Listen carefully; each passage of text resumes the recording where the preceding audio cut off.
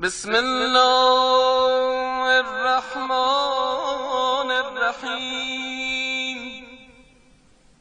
یا من ارجوه لكل خیر و آمن سخطه عند كل شر.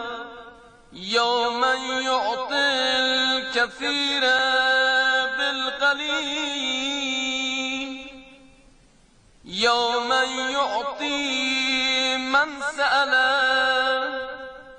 یا من یعطی من لم يسأله و من لم يعرفه تحننا منه و رحمه.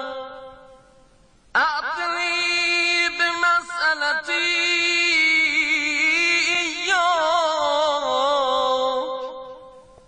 جميع خير الدنيا وجميع خير الآخرة،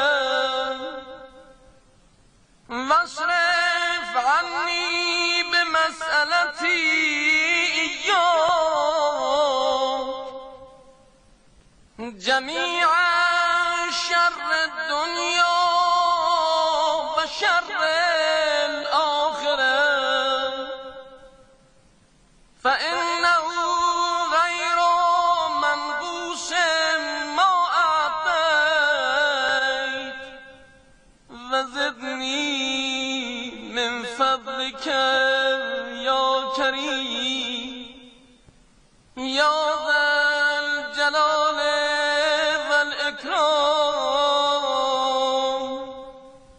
يا ذا النعماء والجود يا ذا المن والدام. حرم شيبتي على النار.